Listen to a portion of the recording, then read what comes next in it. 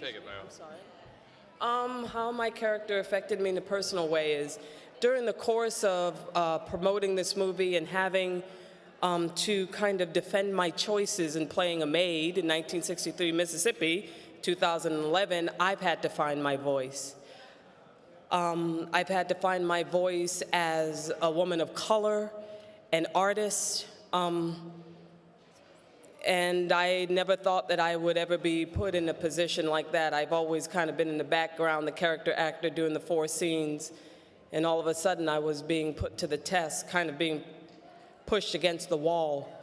And it kind of made me feel what Aibileen, Minnie, all of them felt in finding their own voices and not keeping silent anymore and not staying in the background.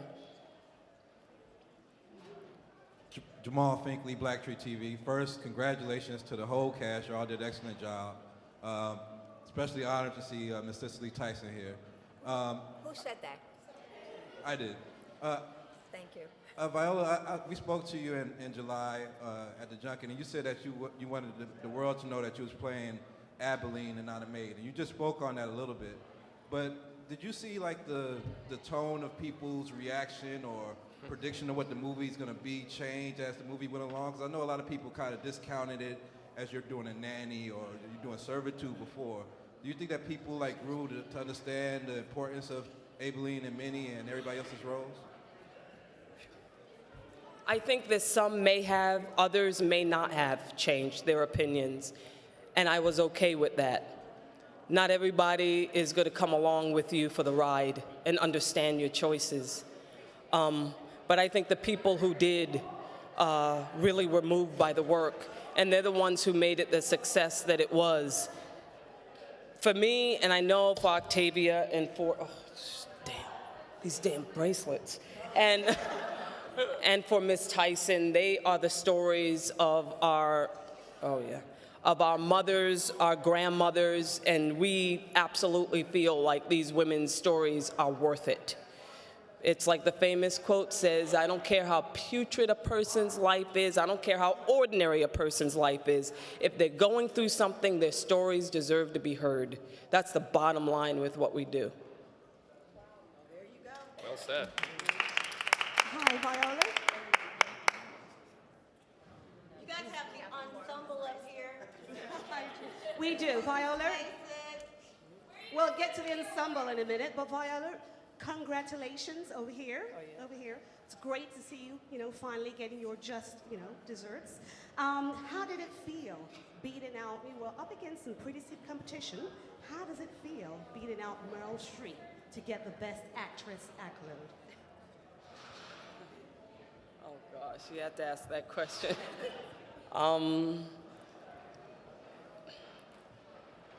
I feel pretty overwhelmed with my name being called. I just don't see the best thing going on. It's hard.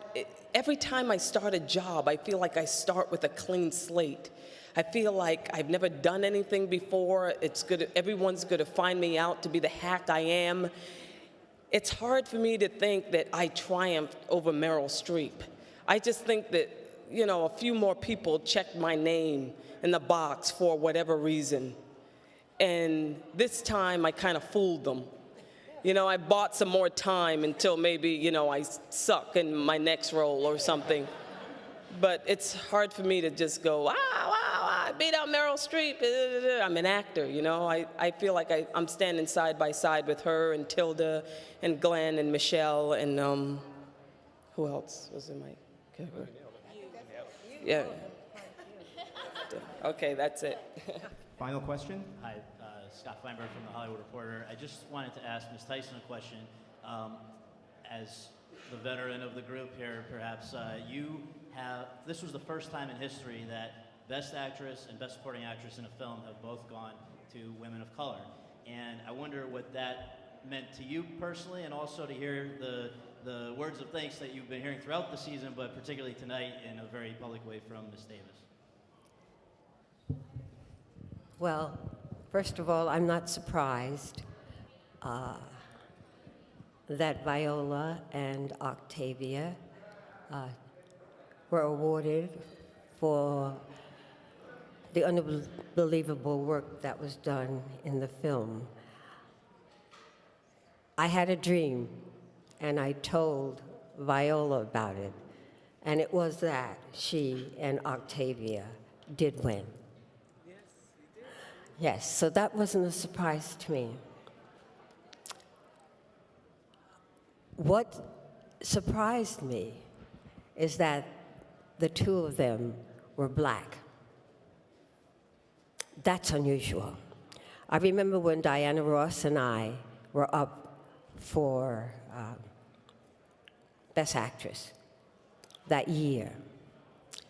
There was a lot of talk about the fact that one or the other would win.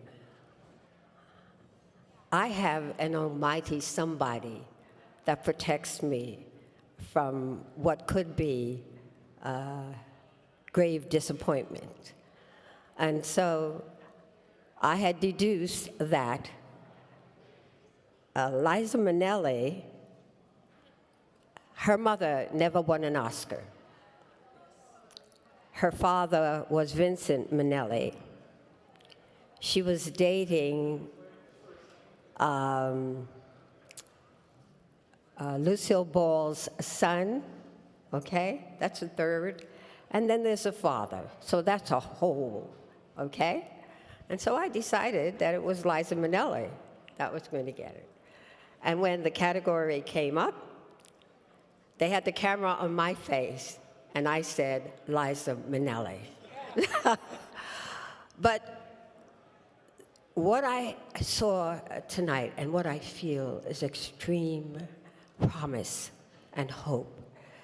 There was always the thought that women could never work at the box office. Well, we overworked this time. And not only did this cast do it, but several of the other movies did the same thing. I am hoping that the industry begins to recognize us as the artists that we are, rather than the females that we are, that they do not give their due. That's what I'm hoping will happen from here on. I think we made history tonight, and I hope it continues to go on that path. Thank you so much.